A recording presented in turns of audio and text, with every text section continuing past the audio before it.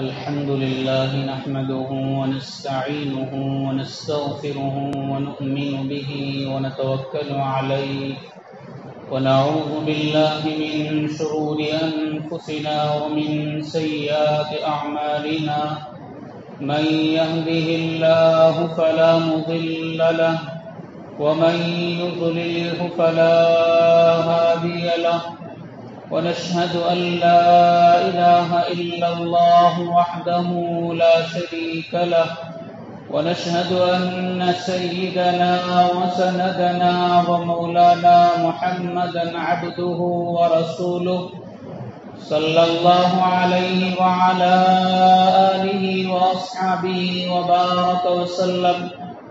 وبارك وسلم تسليما كثيرا أما بعد فقد قال الله تعالى في القرآن المجيد والفرقان الحميد أعوذ بالله من الشيطان الرجيم بسم الله الرحمن الرحيم قل متاع الدنيا قليل والآخرة خير وأبقى آمنت بالله صدق الله العظيم وصدق رسوله النبي الكريم ونحن على ذلك لمن الشاهدين والشاكرين والحمد لله رب العالمين اللهم صل على سيدنا مولانا محمد في أول كلامنا اللهم صل على سيدنا مولانا محمد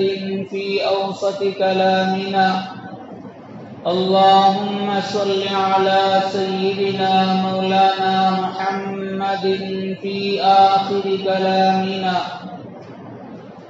میرے معزز بزرگان دین، عزیز نوجوان بھائیوں، اللہ تبارک و تعالی نے دنیا میں بسنے والے انسانوں کے لیے جہاں بہت سی چیزوں کو پیدا کیا ہے، ان میں سے ایک دنیا ہے اور ایک آخرت ہے۔ ایک عالم دنیا، ایک عالم آخرت۔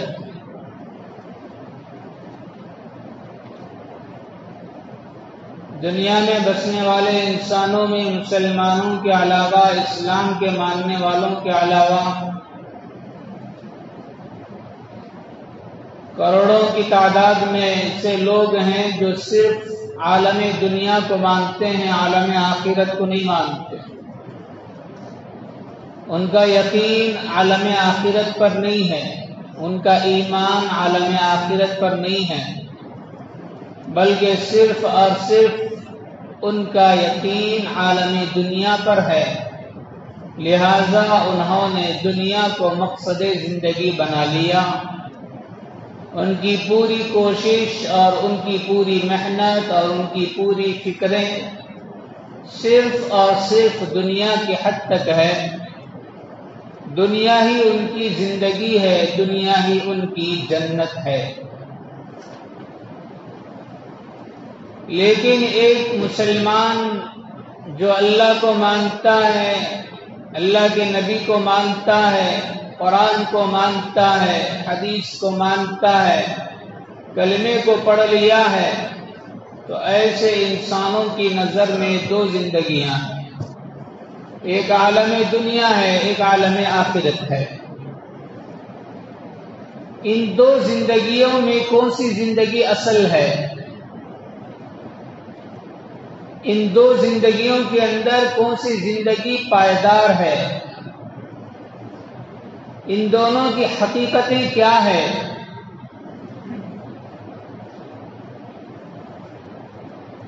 دنیا ایک دھوکے کا گھر، مکڑی کا جالا، ایک فنا ہونے والی چیز ہے۔ اس کی زندگی کو بقا نہیں ہے، ہر چیز کی ایک مدت ہے۔ دنیا میں جو بھی چیزیں بنتی ہے ہر چیز کے استعمال کی ایک حد ہے اور اس کے کام کرنے کا ایک لمٹ ہے. جو بھی کمپنی جو بھی چیزیں بناتی ہے، دنیا میں جو بھی پروڈکٹ تیار ہوتا ہے، اس کے اوپر ڈیٹ لکھا ہوتا ہے کہ اس کا استعمال فلاں ڈیٹ سے فلاں ڈیٹ تک، اس کے بعد ایکسپائر ہو گیا، اب وہ استعمال کرنے کے قابل نہیں رہے، ویسٹ، اسے لے جا کر کچرے کے ڈبے میں ڈال دیں، اس کی ویلیو ختم. دنیا کے ساری چیزوں کی ایک استعمال کی حد ہے، اس کے بعد وہ چیز بیکار ہو جاتی ہے. بڑی سی بڑی چیز، قیمتی سے قیمتی چیز، کروڑوں روپے کی لوگ سواریاں خریدتے ہیں، کروڑوں روپے خرچ کر کے لوگ محلات بناتے ہیں، لاکھوں روپے خرچ کر کے لوگ چیزیں خریدتے ہیں، ہزاروں روپے خرچ کر کے لوگ کپڑے بناتے ہیں، اور فلاں چیزیں گھروں میں سنوارنے کے لیے، سجانے کے لیے، پتہ نہیں آج کے زمانے میں کیا کیا چیزیں نکلی ہے، لوگ انہیں استعمال کرنے کے لیے خریدتے ہیں. قیمتی سے قیمتی چیزیں آج گھروں میں آ گئی ہیں. لیکن کیا یہ ساری کی ساری چیزیں ہمیشہ کمانے والی ہیں؟ کروڑوں روپے کی سواری جو کار خرید رہا ہے، کیا یہ ہمیشہ کے لیے کار ایسے ہی کام آئے گی جس دن خرید کے لایا ہے؟ کیا اس کو کوئی خراب ہونے کی مدت متعین نہیں ہے؟ اس کی چیزوں کی ویلیو ختم ہونے کی کوئی حد نہیں ہے؟ ہر چیز کی ایک ویلیو، اس کی ایک مدت متعین. تو بھائیو، جب دنیا کی چیزوں کی ایک عمر ہے، انسان کی ایک عمر ہے، اتنے سال سے اتنے سال تک جیے گا، اس کے بعد ختم ہو جائے گا. کپڑے کی ایک عمر ہے، گھڑی کی ایک عمر ہے، یہ جو چیزیں لگی ہیں اس کی ایک عمر ہے، جو گھر آپ بنا رہے ہیں اس گھر میں لگنے والے میٹیریل کی ایک عمر ہے. وہ عمر ختم ہونے کے بعد وہ چیز ختم ہو جاتی ہے.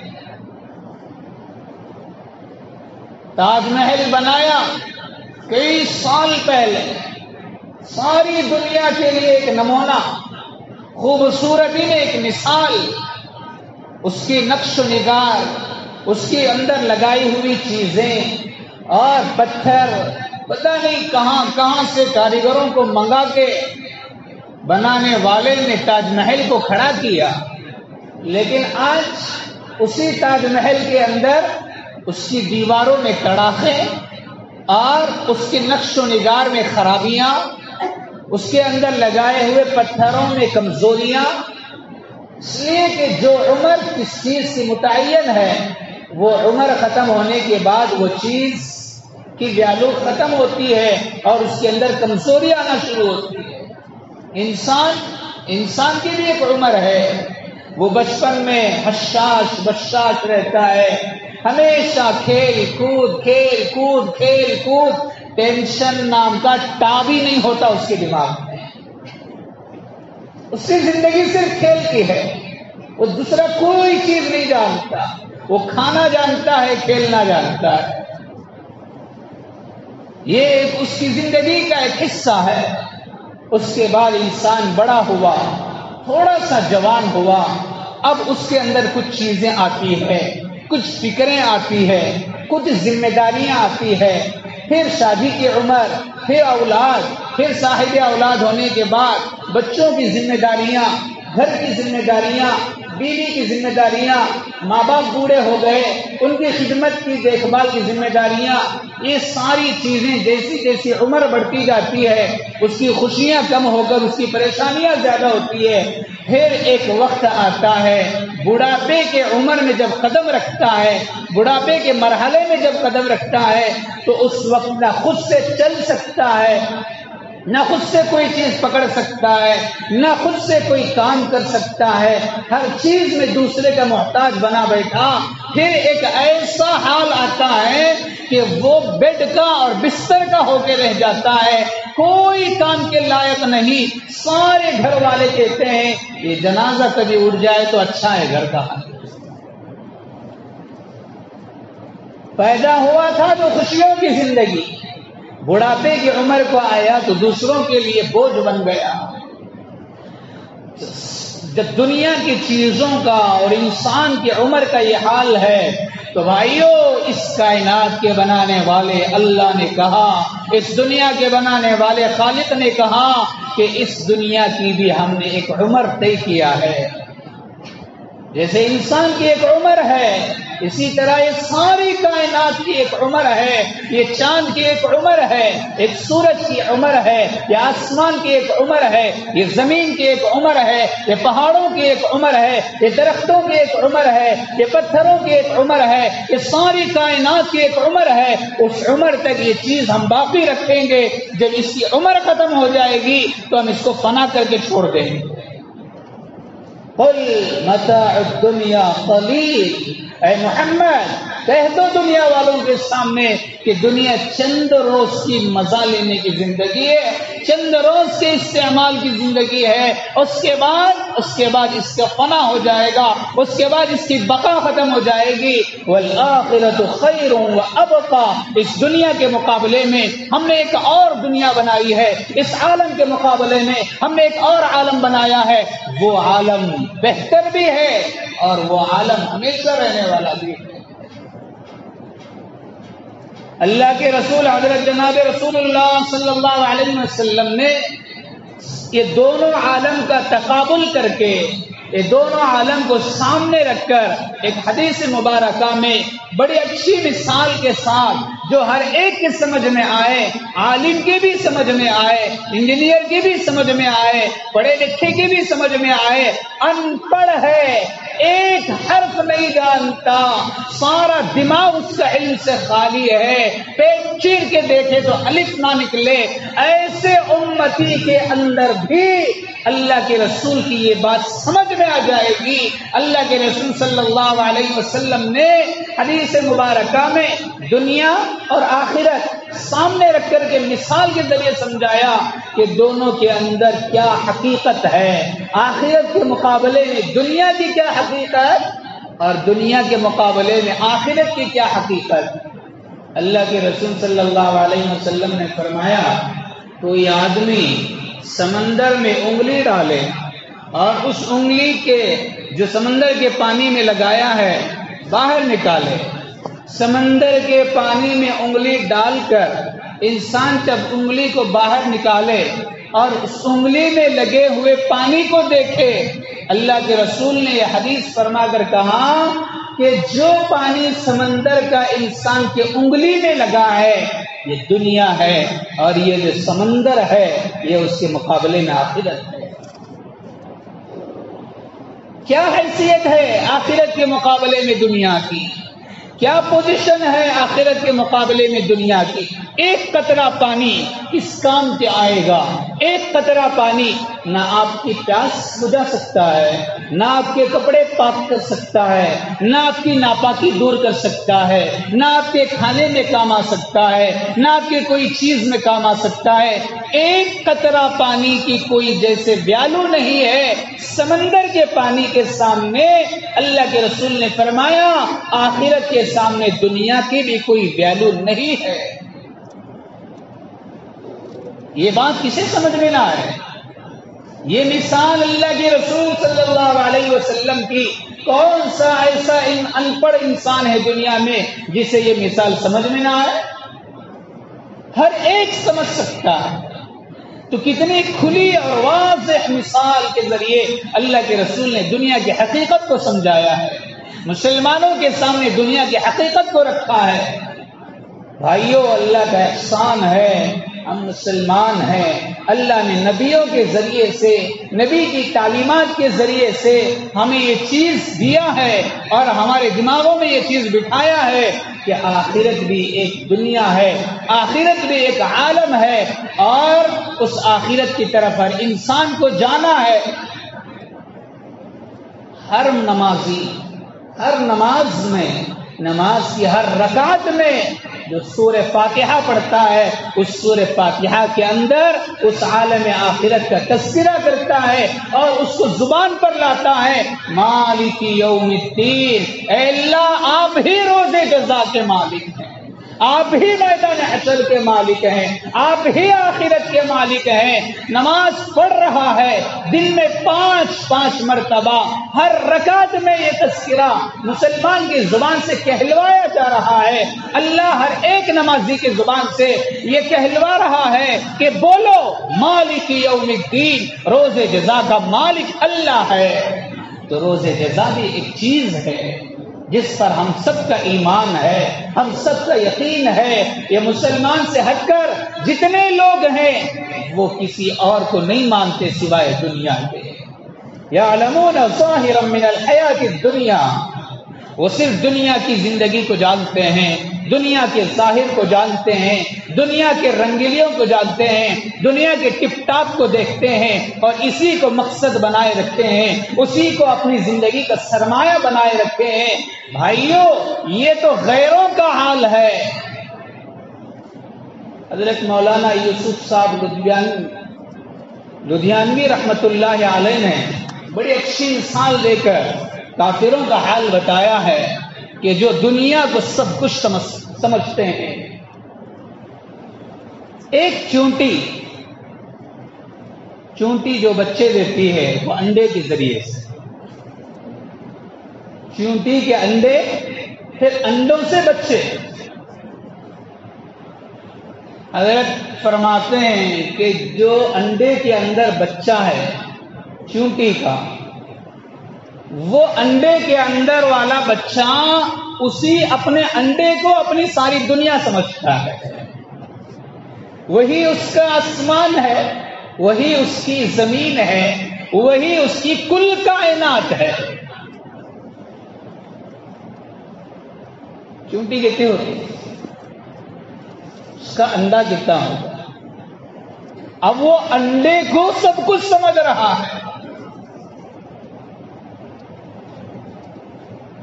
اگر کوئی آدمی اس انڈے سے چونٹی کو نکال کے کہے، چونٹی کے بچے کو نکال کر کہے دیکھو یہ تمہارا انڈا ہی تمہاری دنیا نہیں ہے، بلکہ اللہ نے ایک اور دنیا بنائی ہے جس میں بڑا آسمان ہے، بڑی زمین ہے، بڑے بڑے اللہ نے مخلوقات بنائے ہیں، بڑے بڑے اللہ نے پہاڑ بنائے ہیں، بڑے بڑے اللہ نے سمندر بنائے ہیں، بڑے بڑے جانور اللہ نے بنائے ہیں، وہ اس کو نہیں مانتا، کبھی اس پر یقین نہیں آئے گا. کیوں؟ اس لیے کہ اس نے دیکھا ہی نہیں ہے دنیا، اس نے آسمان کی چوڑائی کو دیکھا ہی نہیں کبھی، اس نے زمین کی چوڑائی کو دیکھا ہی نہیں کبھی، اس نے سمندر کی گہرائی کو دیکھا ہی نہیں کبھی، اس نے پہاڑوں کی بلندی کو دیکھا ہی نہیں کبھی. وہ دنیا جانتا ہی نہیں ہے، وہ دنیا گھوما ہی نہیں ہے. لہذا چونٹی کے انڈے میں جو بچہ ہے اس کے سامنے دنیا کی حقیقت کو بتائیں تو اسے یقین نہیں آتا. اسی طرح ان کافروں کے دماغ میں بھی انبیاء کی باتیں نہیں گھستی تھی. انبیاء کہتے تھے، ہر زمانے میں آ کر کہتے تھے.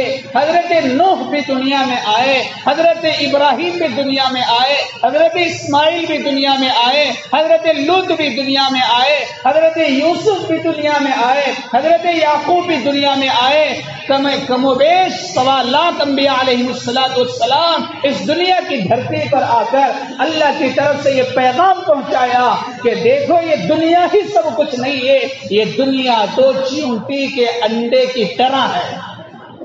جسے تم سب کچھ سمجھ رہے ہو، یہ صرف دنیا کافی نہیں ہے، بلکہ اس کے بعد اللہ نے ایک اور زندگی رکھا ہے، عالم آخرت کی زندگی ہے، اس پر ایمان لاؤ، تمہاری زندگی کامیاب ہے، اس پر یقین کرو، تمہاری زندگی کامیاب ہے۔ اللہ نے جنت بنایا ہے، اللہ نے جہنم بنایا ہے، اللہ نے پل صراط بنایا ہے، اللہ نے میدان حشر بنایا ہے، فلاں فلاں فلاں، جو ہر نبی دنیا میں آ کے کہتا ہے، یہ ساری باتیں کافروں کے دماغ کو گھستی نہیں تھی، جس کی وجہ سے انہوں نے انکار کر دیا کہ ہم نہیں مانتے۔ جیسے چونٹی کے انڈے کا بچہ نہیں مانتا کہ یہ دنیا اتنی بڑی ہے، یہ دنیا کے اندر کی چیزیں اتنی بڑی ہے، اسی طرح کافروں کا دماغ بھی آخرت کو ماننے سے انکار کر دیا، کافروں کا دماغ بھی جنت کو ماننے سے انکار کر دیا، جہنم کو ماننے سے انکار کر دیا، میدان حشر کو ماننے سے انکار کر دیا۔ احسان ہے مسلمان پہ کہ اللہ نے اسے عقیدہ دیا ہے۔ عالم آخرت بھی ایک زندگی ہے جس کی تیاری کے لیے اللہ پاک نے اس دنیا کے اندر اسے بھیجا ہے۔ اس دنیا کو وہ سب کچھ نہ سمجھے، یہ دنیا لمیٹڈ ہے، لمٹ ہے اس کی، آخرت ان لمیٹڈ، اس کی شروعات ہے، اس کا اینڈ نہیں ہے، اس کی صبح ہے، اس کی شام نہیں ہے۔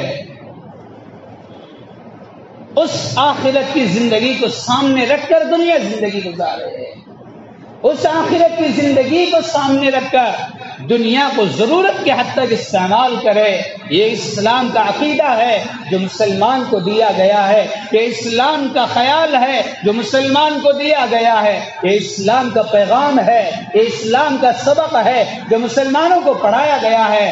لیکن یہ کافروں کے ساتھ رہتے رہتے، یہ غیروں کے ساتھ رہتے رہتے، کچھ اپنوں نے بھی یہ خیال پیدا کر لیا کہ دنیا ہی میری زندگی ہے، دنیا ہی میرا مقصد ہے، یہی میرا جینا، یہی میرا مرنا، یہی میری عزت، یہی میری ذلت، یہی میری جیت ہے، یہی میری ہار ہے۔ نہ، دنیا کی جیت کوئی جیت نہیں، دنیا کی ہار کوئی ہار نہیں، دنیا کی عزت کوئی عزت نہیں، دنیا کی ذلت کوئی ذلت نہیں، دنیا کی پریشانی کوئی پریشانی نہیں، دنیا کی کامیابی کوئی کامیابی نہیں۔ یہ فنا، اس کی عزت بھی فنا، اس کی ذلت بھی فنا، اس کا بقا بھی فنا، اس کی کامیابی بھی فنا، اس کی ہار بھی فنا، اس کی جیت بھی فنا، یہ سب کچھ فنا ہونے والا ہے۔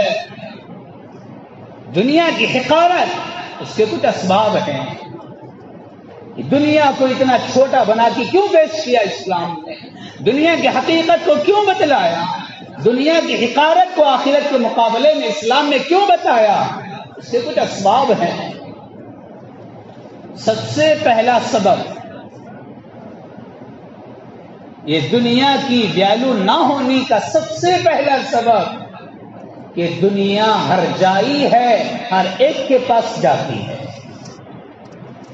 دنیا کافروں کے پاس بھی ہے، دنیا یہودیوں کے پاس بھی ہے، دنیا نصارہ کے پاس بھی ہے، دنیا آگ کی پوجا کرنے والے کے پاس بھی ہے، دنیا سورج کی پوجا کرنے والے کے پاس بھی ہے، دنیا درختوں کے پوجا کرنے والے کے پاس بھی ہے، دنیا پتھروں کے پوجا کرنے والے کے پاس بھی ہے، دنیا جانوروں کو اپنی ماتا بنانے والے کے پاس بھی ہے۔ دنیا کس کے پاس نہیں ہے؟ یہ دنیا صرف مسلمان کے پاس نہیں، دنیا میں بسنے والے ہر انسان کے پاس ہے، اگرچہ وہ بھیڑ ہو، چمار ہو، کتنا بھی گیا گزرا طبقے کا انسان ہو، دنیا میں اس کی کوئی ویلیو نہ ہو، پھر بھی اس کے پاس دنیا کی دولت ہے۔ سماج میں کوئی ویلیو نہیں ہے، بھیڑ چمار کی کوئی ویلیو نہیں ہے، کوئی اسے عزت دینے تیار نہیں، کوئی اسے عہدہ دینے تیار نہیں، کوئی اسے منصب پہ بٹھانے تیار نہیں، مالدار کے گھر آئے تو کوئی اسے اپنے برابر کی جگہ پہ بٹھانے تیار نہیں، لیکن پھر بھی اس کے پاس دنیا اللہ نے دیا کہ نہ دیا؟ یہ ہر ایک کے پاس دنیا کا ہونا یہ اس بات کی علامت ہے کہ دنیا کے اللہ کی نظر میں کوئی ویلو نہیں ہے. اگر اس کی کوئی ویلو ہوتی تو اللہ ایسے نچلے طبقے کے لوگوں کو دنیا کی دولت نہ دیتا. قیمتی چیز ہر ایک کے پاس نہیں ہوتی. قیمتی چیز مخصوص لوگوں کے پاس ہوتی ہے. تو دنیا کا ہرجائی ہونا یہ اس بات کی علامت ہے کہ یہ دنیا کی کوئی ویلو نہیں ہے. یہ دنیا دل لگانے کی جگہ نہیں ہے. دوسرا سبب یہ دنیا فانی ہے. یہ دنیا بے وفائی کا کام کرتی ہے. کبھی کسی کے ساتھ وفا نہیں کیا. دنیا نے کبھی کسی کے ساتھ وفا نہیں کیا. کبھی کسی کے ساتھ ہمیشہ ساتھ نہیں دیا. جو انسان اس دنیا کے پیچھے لگ کر دوڑ دھوپ کر رہا ہے, محنت کر رہا ہے, بنانے کی فکر میں لگا ہوا ہے, جمانے کی فکر میں لگا ہوا ہے, صبح شام اس سے حوالے کر دیا, جوانی کو اس کے پیچھے لگا دیا, طاقت کو اس کے پیچھے لگا دیا, صلاحیت کو اس کے پیچھے لگا دیا, اس خیال سے کہ بڑھاپے میں ذرا کام آ جائے گی. اسی خیال سے تو محنت کرتا ہے کہ بڑھاپے میں کم سے کم دنیا میرے کام آ جائے. جب میں کمزور ہو جاؤں تو بیٹھ کے کھانے والا بن جاؤں گا. میں کسی کے سامنے ہاتھ پسارنے کے قابل نہیں رہوں گا. میں کسی کے سامنے ہاتھ پسارنے والا نہیں بنوں گا. لہذا میری بڑھاپے کی زندگی میں یہ دنیا کام آئے اس کے لیے پوری زندگی لگا رہا ہے. لیکن بھائیوں, اس فکر سے دنیا کماتے کماتے کماتے جب انسان بوڑھا ہوتا ہے, جب بڑھاپے کو پہنچتا ہے تو بڑھاپے میں جاتے ہی اسے کچھ ایسی بیماریاں گھیر لیتی ہے جن بیماریوں کی وجہ سے وہ دنیا کو یوز کرنے کے قابل نہیں رہتا. دنیا کو اپنی خواہشات کے ساتھ استعمال کرنے کے قابل نہیں رہتا. جی جو چاہ رہا ہے وہ کام کرنے کے قابل نہیں رہتا. بیماری دے دیا اللہ نے, کچھ ایسی بیماری دے دیا کہ کوئی میٹھی چیز زبان پہ رکھ نہیں سکتا. شوگر بڑھا دیا, شوگر کی بیماری ڈال دیا. اب بوڑھا انسان ہے, گھر میں ویرائٹی مٹھائی کے دیگیں چڑھ رہی ہے, مٹھائی کی ڈشیں تیار ہو رہی ہے, دسترخوان پہ لا کے ڈشیں سواری جا رہی ہے, اور بوڑھا انسان گھر کا یجمان بیٹھا ہے. دل چاہتا ہے کہ ذرا ایک جامن اٹھا کے کھا لو, لیکن بیماری کہتی ہے نو انٹری, اندر انٹری نہیں کرنا. کریا تو تمہاری انٹری کسی اور جگہ ہو جائے. دل چاہتا ہے, لیکن یہ جو کچھ بنایا جا رہا ہے یہ سب کا سب اسی یجمان کے پیسوں سے بنا ہے. جمع کے جو رکھا تھا جوانی میں کام کر کے, وہی استعمال اولاد کر رہی ہے. اپنے پیسوں کی بنی ہوئی چیز یجمان استعمال نہیں کر سکتا. شوگر کا ڈر ہے, شوگر کے بڑھنے کا خوف ہے, کوئی میٹھی چیز کھانے کو تیار نہیں ہے. بی پی ڈال دیا. اب کوئی گرم چیز اور کوئی تیز چیز, نمکین چیز کھانے کے قابل نہیں ہے. نہ ادھر نمکین کو ہاتھ لگا سکتا ہے, نہ ادھر مٹھائی کو ہاتھ لگا سکتا ہے. لگائے تو کسے لگائے تو صرف صبح میں شوگر کی گولیوں کو ہاتھ لگا سکتا ہے اور شام میں بی پی کی گولیوں کو ہاتھ لگا سکتا ہے. یہی تو صبح شام کا کھانا ہے, اس کے علاوہ کوئی چیز تیرا کھانا نہیں ہے. یہ ہے دنیا جس کے بنانے کے لیے تیری زندگی لگی. آج وہی دنیا تیرے پاس آنے سے پیچھے ہٹ رہی ہے. اس دنیا کو ہاتھ لگانے کے لیے تو ڈر رہا ہے, پیچھے بیک مار رہا ہے. کیوں کماتا ہے پھر اتنا؟ آخرت کو بنا لیتا, اپنا آخرت کا بینک بیلنس جما لیتا, اپنی جنت کو سنوار لیتا, اپنے آخرت کو سنوار لیتا, اپنی نمازوں کو بنا لیتا, اپنے سجدوں کو بنا لیتا. تو بھائیو, یہ دنیا بڑھاپے میں انسان چاہ کر بھی استعمال نہیں کر سکتا. تو لہٰذا یہ دنیا کی کیا ویلو رہی پھر؟ اس دنیا کے بنانے کا کیا فائدہ رہا؟ ہاں یہ دنیا دل لگانے کے لیے نہیں ہے، یہ دنیا دل لگا کے بیٹھنے کے لیے نہیں ہے۔ ایک بزرگ سے کسی نے پوچھا دنیا کی کیا حقیقت ہے؟ وہ بزرگ کہنے لگے کہ دنیا ایک سائے کی طرح ہے، ہر چیز کا سایہ پڑتا ہے، چھاؤں پڑتی ہے۔ وہ بزرگ کہنے لگے یہ دنیا بھی ایک چھاؤں ہے جو صرف نظر آتی ہے، ہاتھ نہیں لگتی۔ پوچھا کہ اس کے پیچھے دوڑنے والے کی کیا حقیقت ہے؟ وہ بزرگ کہنے لگے دنیا کا سب سے بڑا بیوقوف ہے جو سائے کے پیچھے بھاگ رہا ہے کہ میں اسے پکڑ کے رہوں گا، میں اس پہ قبضہ کر کے رہوں گا، میں اسے اپنا بنا کے رہوں گا۔ ارے جو دنیا فرعون کی نہیں بنی تو تیری کیا بنے گی؟ جو دنیا قارون کی نہیں بنی تو تیری کیا بنے گی؟ جو دنیا شداد کی نہیں بنی تو تیری کیا بنے گی؟ جو دنیا نمرود کی نہیں بنی تو تیری کیا بنے گی؟ یہ خیال تیرا خیال ہے، یہ جنون ہے، یہ پاگل پن ہے تیرا جو اس کے پیچھے بھاگ رہا ہے۔ بھائیو یہ دنیا کے اندر ایک سکہ چلتا ہے، پہلے زمانے میں دینار۔ ایک اللہ والے نے بہت اچھی طرح سمجھا کے کہا کہ دنیا کو انسان اپنی آخرت بنانے میں بھی لگا سکتا ہے، اور اس دنیا کو انسان اپنی جہنم بنانے کا بھی ذریعہ بنا سکتا ہے۔ دنیا کو آپ جیسے یوز کریں گے اللہ اس کا پھل آپ کے ہاتھ میں دے گا۔ اگر اسے دین میں استعمال کیا تو اللہ آپ کے ہاتھ میں جنت، اگر اسے تم نے غلط کام میں استعمال کیا تو اللہ آپ کے ہاتھ میں جہنم۔ دینار پہلے زمانے کا سکہ، وہ اللہ والے کہتے ہیں اس دینار کے آخری دو حرف کو حذف کرو تو دینار جا کر بنے گا الف اور را ہٹانے سے دین۔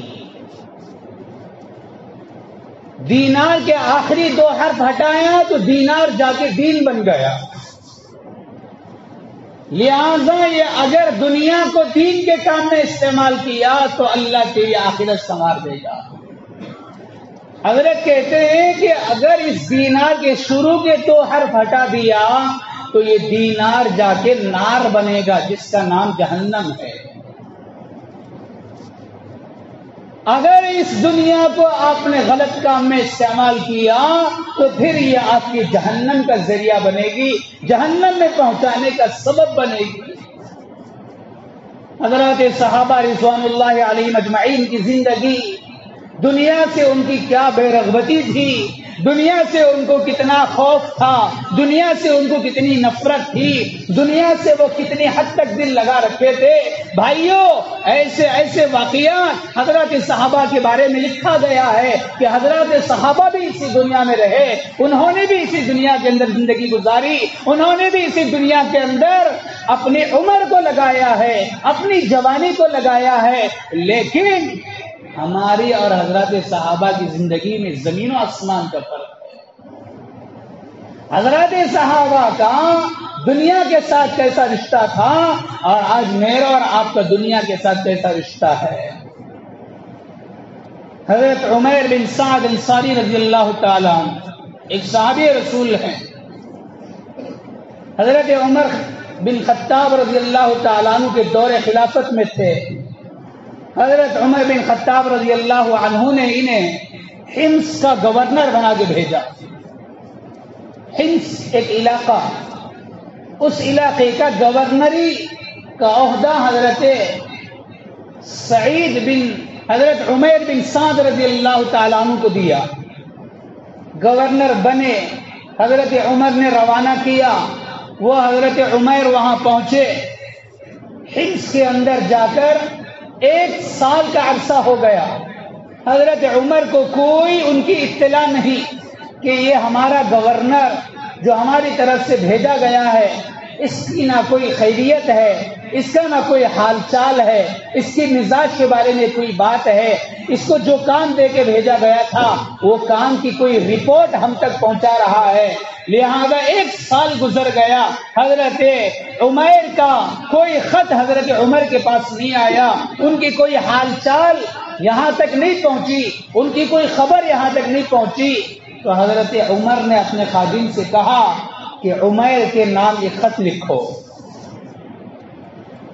حضرت عمر اس خیال سے خط لکھا کہ ہو سکتا ہے کہ وہ صحابی اپنی ذمہ داریوں میں خیانت سے کام لے رہے ہوں گے، میں نے جو ذمہ داری دے کے بھیجی تھی اس ذمہ داری میں ذرا اونچ نیچ کر رہے ہوں گے، جس کی وجہ سے وہ ہم تک کوئی خیر خبر نہیں پہنچا رہے، کوئی اطلاع نہیں پہنچا رہے، لہذا ذرا ان کی خبر لینا چاہیے۔ خادم سے کہا حضرت عمیر کے نام خط لکھو۔ خط لکھا گیا۔ خط کا مضمون کیا تھا؟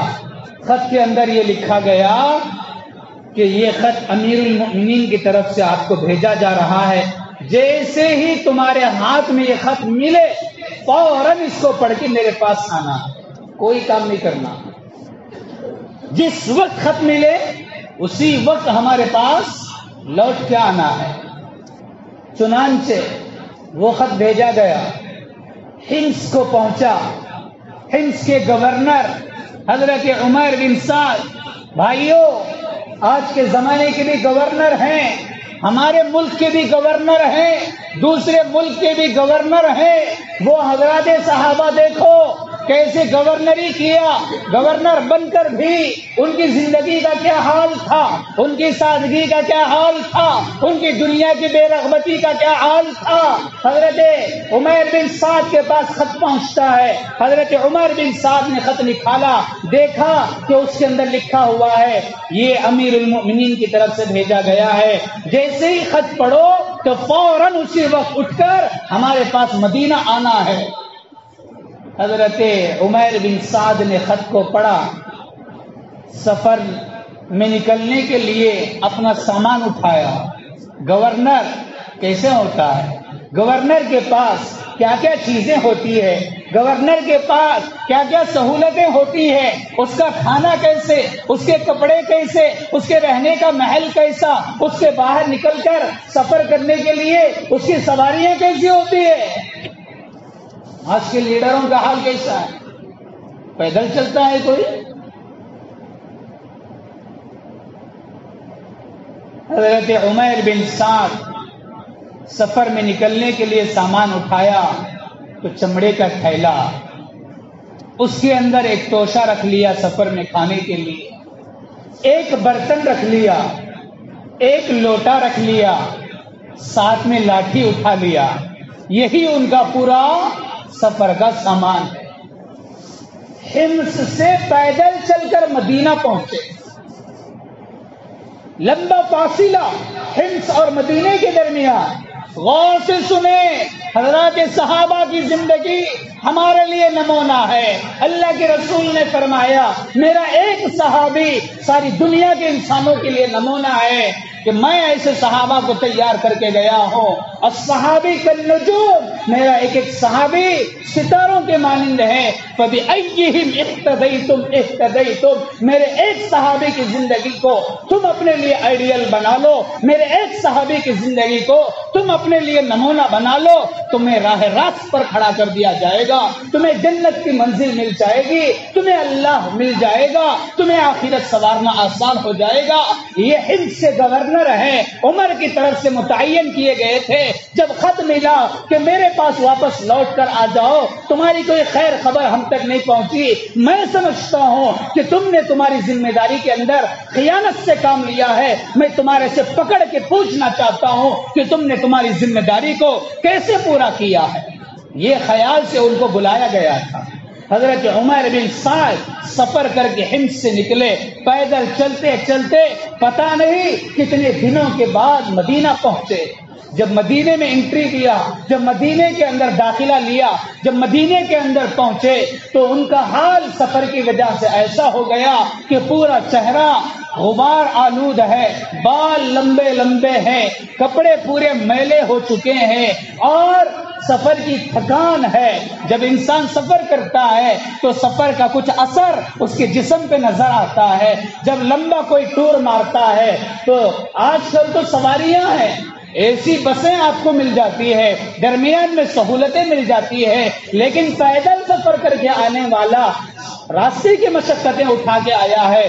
دھول دھبے اس کے کپڑے پر, اس کے جسم پر, اس کے چہرے پر نظر آ رہے ہیں. مدینے کے اندر تشریف لائے, حضرت عمر کے گھر کے پاس گئے جہاں امیر المؤمنین حضرت عمر بن خطاب رضی اللہ تعالیٰ عنہ رہا کرتے تھے. دستک دیا, دروازہ کھولا گیا.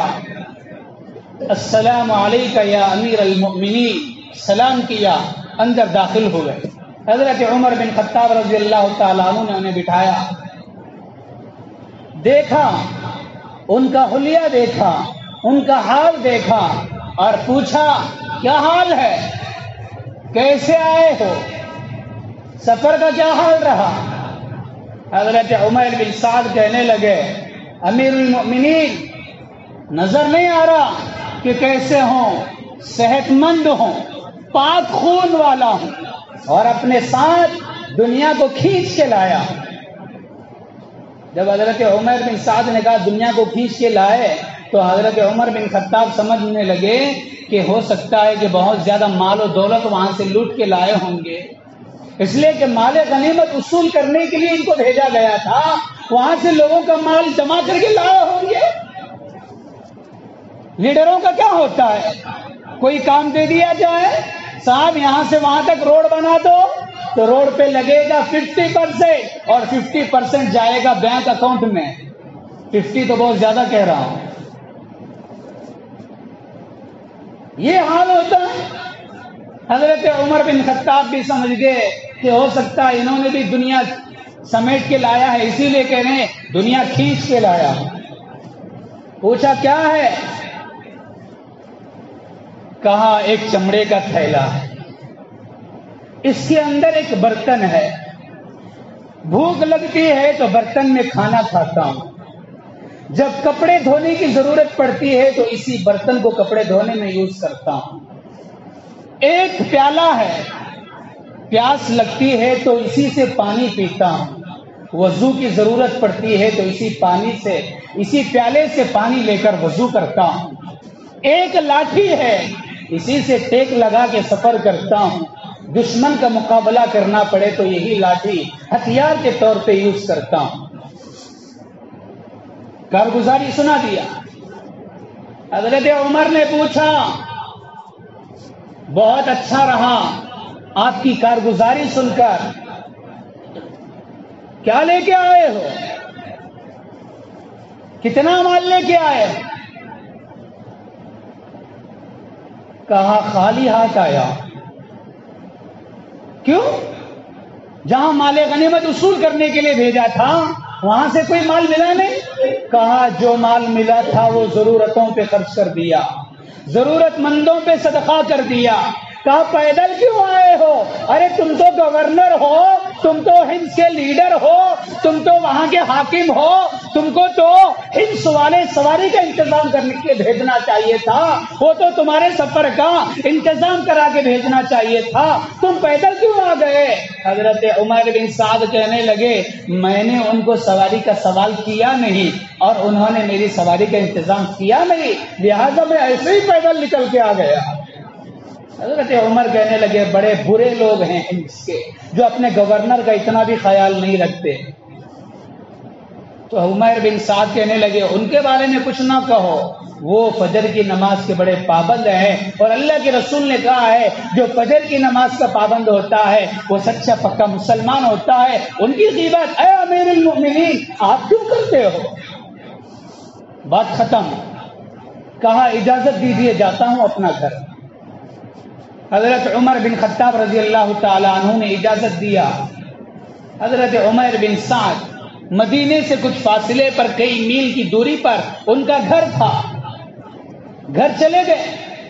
جب یہ گھر پہنچے تو عمر بن خطاب کو ابھی بھی دل میں وہی خدشہ ہے کہ مال ضرور لے کے آیا ہوگا، ہو سکتا ہے یہ پلان بنایا ہو کہ ڈائریکٹ اگر امیر المؤمنین کے پاس جاؤں تو پکڑا جاؤں گا، میرا مال پھنس جائے گا، یہ پلاننگ بنایا ہو کہ ادھر سے تو خود آئے ہوں گے اور مال اپنے گھر کسی اور کے ذریعے سے بھیجے ہوں گے، مال وہاں جمع کیا ہوگا، لہذا مال اس کے گھر میں موجود ہو سکتا ہے۔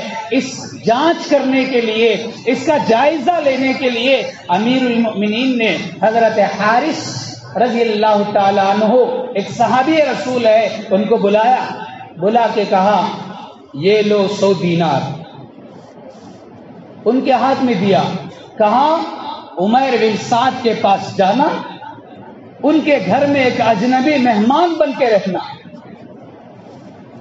کس کی زندگی سنا رہا ہوں؟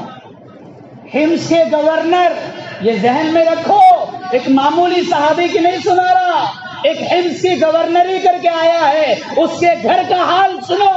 حضرت حارث مہمان بن کے جاتے ہیں، اجنبی بن کے جاتے ہیں، حضرت عمر بن سعد رضی اللہ تعالیٰ عنہ کے گھر کے سامنے جا کے اپنی سواری روکتے ہیں، نظر پلٹا کے دیکھا تو عمر بن سعد گھر کے دیوار کے ایک کونے میں ٹیک لگائے اپنے کپڑوں سے جوئیں نکال نکال کے بیٹھے ہیں، کپڑوں کی صفائی ہو رہی ہے، جوئیں نکال رہے ہیں، سفر کر کے آنے کی وجہ سے کپڑوں میں جو سفر کے اندر جوئیں پڑی ہوئی ہوں گی اس کو نکالتے ہوئے بیٹھے ہیں۔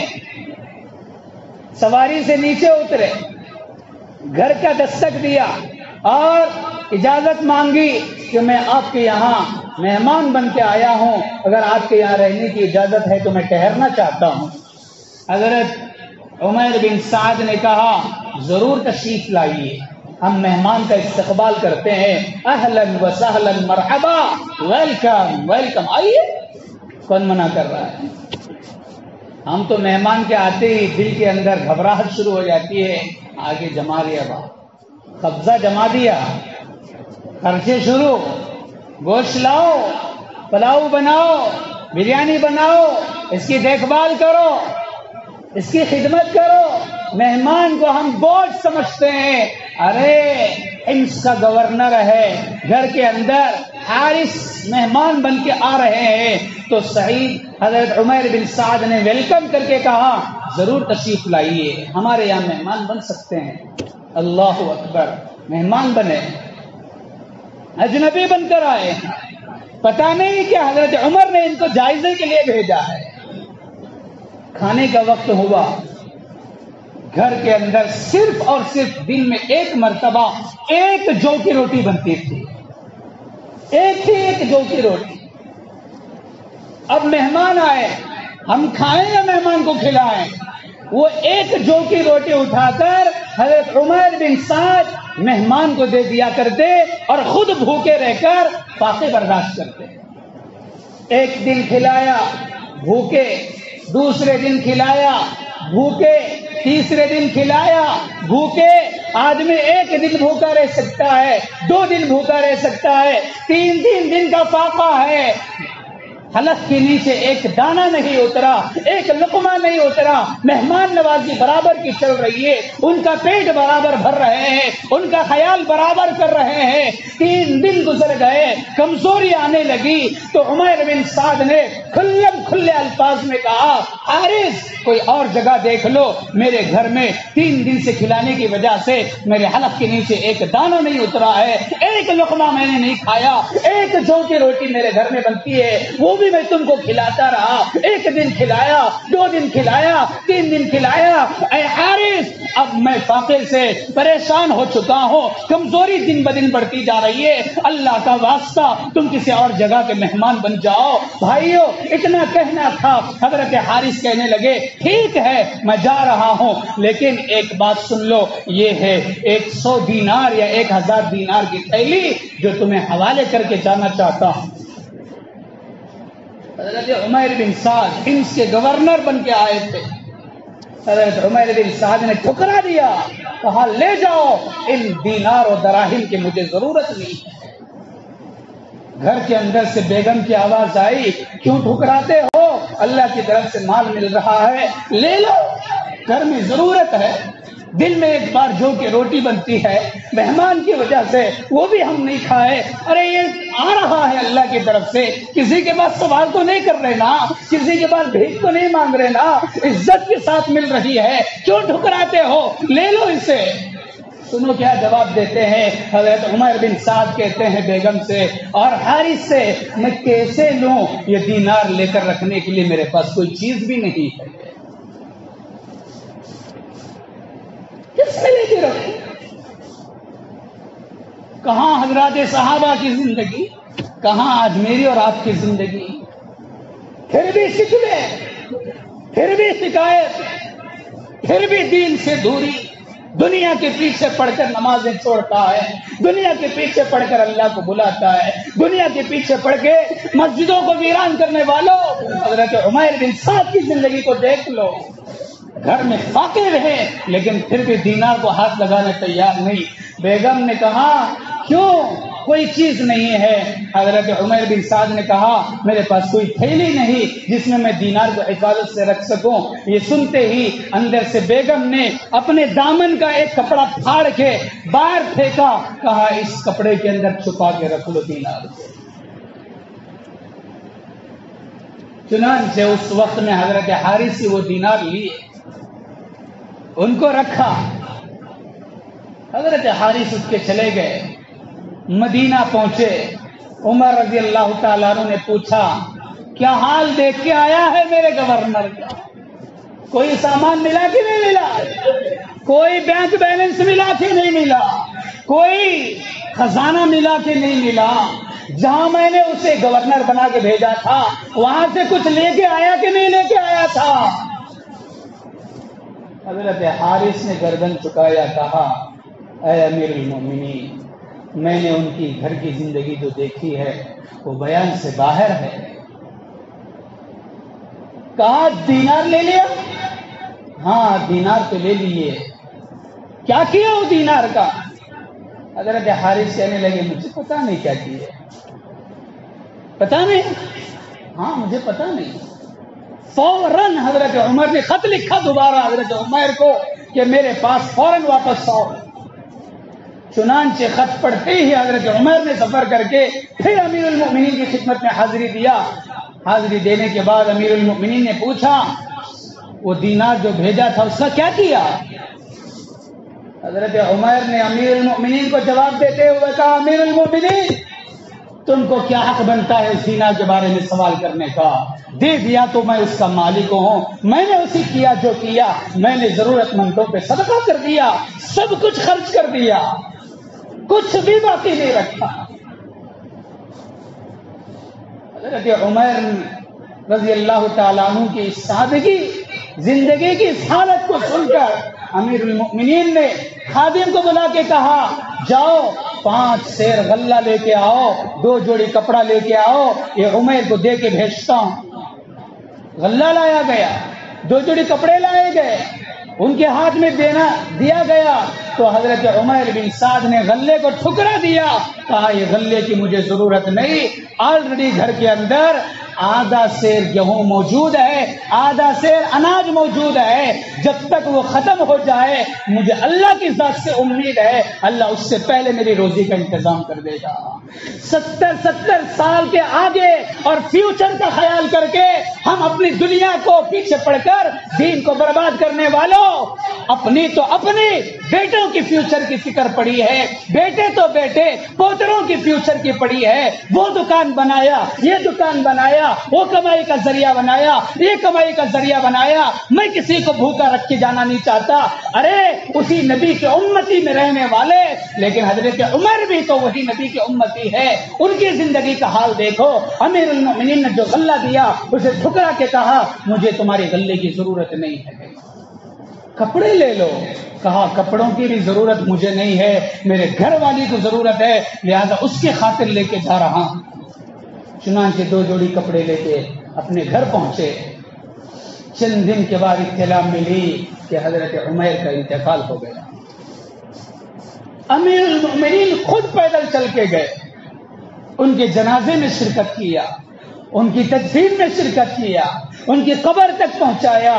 قبرستان سے آتے ہوئے حضرت عمر رضی اللہ تعالیٰ عنہ نے جنازے میں شرکت جتنے لوگوں نے صحابہ نے کیا تھا سب سے ایک سوال کیا، بتاؤ تمہارے دل کی آرزو کیا ہے؟ ہر انسان کی ایک آرزو ہوتی ہے، ہر انسان کی ایک پلاننگ ہوتی ہے، ہر انسان دل کے اندر کچھ نہ کچھ امیدیں لگا کے جیتا ہے۔ بتاؤ تمہاری زندگی کے اندر تمہاری امیدیں کیا ہے، تمہاری خواہشات کیا ہے؟ کسی صحابی نے اٹھ کے کہا، میری یہ امید اور تمنا ہے کہ اللہ مجھے خوب مال اتنا دے کہ میں اس مال سے غلاموں کو خریدتا رہوں اور اللہ کے راستے میں آزاد کرتا رہوں۔ کسی صحابی نے اٹھ کے کہا، اللہ مجھے اتنی طاقت دے کہ میں زمزم ڈول سے نکالتا رہوں، حاجیوں کو پلاتا رہوں۔ ہر ایک نے اپنی اپنی امیدوں کو سامنے رکھا۔ امیر المؤمنین نے سب کو سننے کے بعد کہا، میری بھی ایک امید ہے، میری بھی ایک خواہش ہے۔ دوسرے ساتھیوں نے پوچھا، امیر المؤمنین کیا ہے؟ امیر المؤمنین نے کہا، میری یہ دلی تمنا ہے کہ عمیر بن سعد جیسا کوئی اور بھی میرے ہاتھ مل جائے جسے میں دین کے کام میں لگاؤں، دنیا کی ذمہ داریوں پہ لگاؤں، مخلوق کی خدمت پہ لگاؤں، جس نے اپنی زندگی گورنری میں رہ کر بھی ایسی زندگی گزارا، ایک پیسہ اپنی تھیلی میں لایا نہیں ہے، اپنے سفر پیدل کر کے آیا ہے، کسی سے سواری کا سوال تک نہیں کیا۔ بھائیو، یہ امیر المؤمنین کی تمنا کہ میں چاہتا ہوں کہ میرا ہر ساتھی عمیر بن سعد کی طرح بن جائے۔ یہ ہے دنیا سے بھاگنے والے صحابہ، دنیا کی حقیقت کو جانتے تھے۔ اللہ کے رسول نے بتایا تھا، حب الدنیا رأس کل خطیئہ، دنیا کی محبت ہر برائی کی جڑ ہوا کرتی ہے۔ میرا اور آپ کا کیا حال ہے دنیا کے بارے میں؟ کہاں بھاگ رہے ہیں؟ اتنے سارے حالات ہیں، پھر بھی دنیا نہیں چھوٹتی، پھر بھی دنیا کی فکریں نہیں چھوٹتی۔ دین بنانے کا وقت آیا ہے، آخرت سنوارنے کا وقت آیا ہے، اپنے جذبات آخرت کے پیچھے لگانے کا وقت آیا ہے۔ لیکن آج بھی ہمیں فکر ہے تو اپنی جائیداد کی فکر ہے۔ کون اپنی ایمان کی فکر کر رہا ہے؟ کون اپنی نماز کی فکر کر رہا ہے؟ کون اپنے گناہوں سے توبہ کی فکر کر رہا ہے؟ کون اپنے آخرت کو سنوارنے کے پیچھے پڑا ہے؟ ہر ایک کی زبان پہ شکوہ ہی تو ہے، کوئی شکریہ کے الفاظ تو نہیں نکالتا۔ ارے 3 وقت اللہ کھانا تو کھلا رہا ہے، یہ اللہ کی طرف سے نعمت نہیں تو اور کیا ہے؟ اللہ نے صحت مند بنایا، یہ اللہ کی طرف سے نعمت نہیں تو اور کیا ہے؟ تو بھائیو، حضرات صحابہ کی زندگی ہمارے سامنے ایک نمونہ ہے۔ میں نے ایک صحابی کا واقعہ سنایا ہے، حضرات صحابہ کے ہزاروں ایسے واقعات آپ کو ملیں گے جنہوں نے دنیا کے ساتھ صرف ضرورت کے حد تک استعمال کرنے کا تعلق رکھا تھا، باقی اپنا سارا سب کچھ دین کے پیچھے لگایا، تب جا کر اللہ نے حضرات صحابہ کو مقام دیا ہے۔ اللہ تبارک و تعالیٰ سے دعا کریں، اللہ ہم سب کو کہنے سننے سے زیادہ عمل کی توفیق عطا فرمائے۔